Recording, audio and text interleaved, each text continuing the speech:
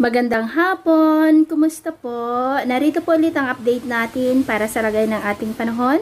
Ngayong hapon po ng October 22, 2023 na kung saan sa ngayon ay patuloy pa rin po ang pagdaloy ng amihan dito po sa Northern Luzon, lalo na po sa northern part at silangang bahagi, habang patuloy rin ang pag-iral ng shear line sa silangang bahagi po ng Bicol region. Ang mga ito po ang dahilan ng mga pag-uulan na madalas po natin na nararanasan, lalo na po dito sa Luzon.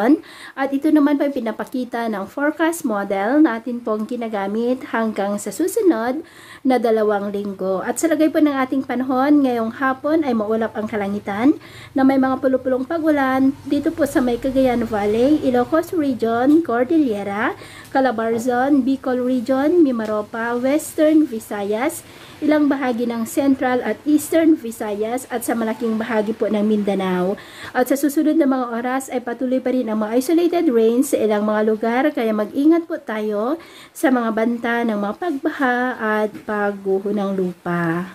At sa atin naman pong mga baybayin, dahil sa amihan ay iwasan na po muna natin ang papalaot sa mga baybayin po ng extreme northern Luzon, Ilocos Norte at Cagayan, dahil ang mga alon dyan ay posible po na aabot hanggang po sa 3 meters height. Kaya iwasan na po muna natin ang papalaot dyan sa mga may kulay pula para mas makaiwas sa mga sakunang pangkaragatan. So, yun po ang latest update natin sa araw na ito. Ako po muli si James na nagsasabing, sa kahit na pagsubok po na darating sa ating buhay, huwag po tayong mawawalan ng pag-asa. Thank you and God bless!